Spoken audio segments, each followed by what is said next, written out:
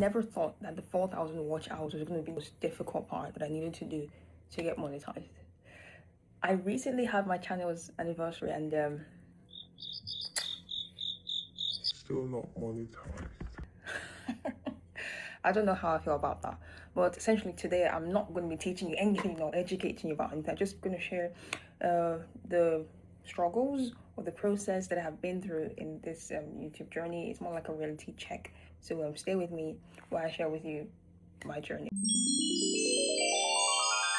Hopefully you might learn a thing or two. So about this time last year, I started a YouTube channel talking about faith, fashion, Christian humor, and just a bit of lifestyle to it.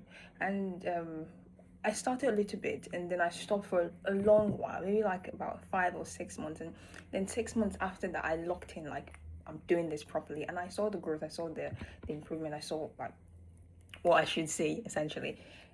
Shortly after that, I hit 1,000 subscribers, and it was great.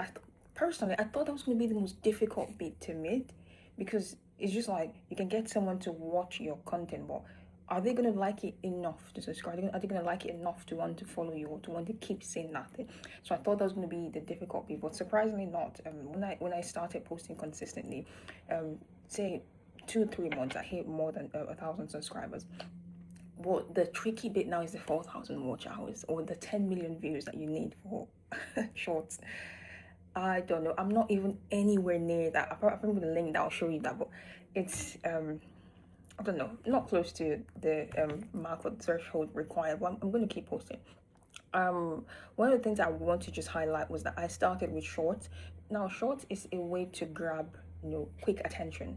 It's different from how it is on Instagram, where someone watches your reel and then they follow you and that's just it.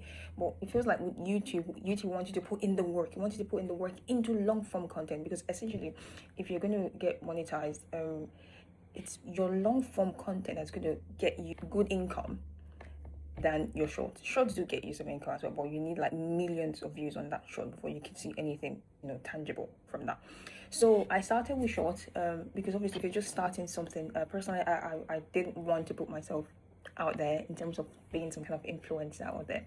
So I decided to start with shorts, and surprisingly, my very first short hit like over 500 views. I thought, okay, that was encouraging, and then I started posting from there consistently. But at some point, I found that sometimes people follow you based off short, but they're not watching your long form content. The first long form content I post was, I won't really call it long form, but it was about 2 minutes just of me singing. Oh yeah, I do sing as well. Or I do drop some singing videos. And subsequently, I started making a bit more informative or educative videos, and it looked like people were not watching that. Probably there's a different audience for long form content, a different audience for short. So imagine you take up your phone, because people's attention span is terrible these days. It's really short. So imagine you take up your phone, just like you're scrolling through reels, you're scrolling through shorts. Except you're subscribed to that person, or except you really like what they're posting, you're not probably going to go into their page or their channel to start watching all of their long form content, right? So I think the best way, because in this reality check video, I'm going to be giving a little bit tips of advice here, and I think the best way to get that audience retention in your videos is to lock in on long form content as well. So if people watch your video, watch a 5 minute video, 9 minutes video, they'll be willing to go the extra mile to watch, let's say, a 15 minutes video, right? Then they can subscribe, and when you drop another video, they're going to click on it, they're going to watch it, they're going to engage with it. That's just my observation. I started with shorts because that's what I was more comfortable with, and with that I grew confidence to keep posting. And with shorts, you kind of you get a chance to learn some editing, even if what you post was maybe not great, but then you watch it, you see, okay, I need to do better. Then that translates into you producing better long form content. So that's just one bit. Another thing was that I felt like maybe YouTube was punishing, upcoming creators or something. So I decided I'm going to do an Instagram one, posting the reels posting the shorts that I've done on YouTube, and post it on Instagram. And humbling experience. But I guess it's also similar, because if you've just opened a new account, the algorithm is going to be checking to make sure that you're not a bot, or you're not bots like robots or whatever, or AI trying to feign or fake a proper account. So there's going to be a certain level of restriction on your account. I promise you that it's there. That thing is there, because you find yourself in a position where, let's say you drew or you're drawing inspiration from another creator and you did almost the exact same thing. It looks like because you have not gotten that visibility with your audience just yet, YouTube is not pushing out the video as much as you expect it to. Let's not even talk about the burnout that comes from it. The constant wanting to produce, wanting to make sure your video is up to good quality, wanting to drop something every week. I would admit to the fact that I've been more consistent with shorts rather than long form content, and I'm going to work to change that.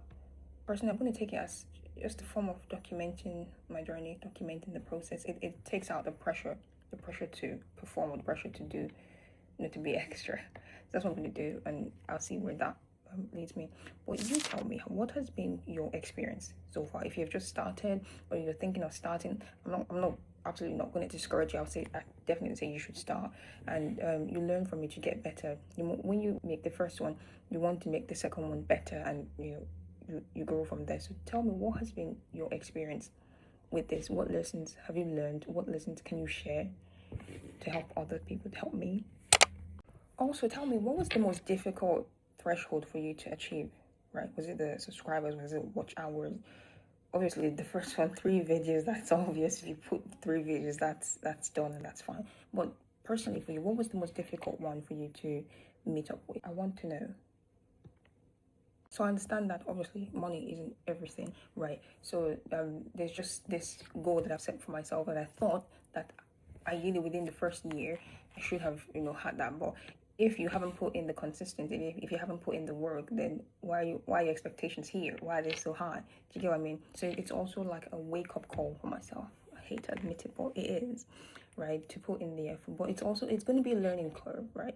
You learn that when you're posting short, the people that watch those have shorter attention span, but people that are watching the long form content are the ones that are likely to return for more long form content. And another thing I want to tell you is that there's this bit where other creators say you can see what time your audience are online. But can I just tell you that if you're not posting long form content, you will not see that.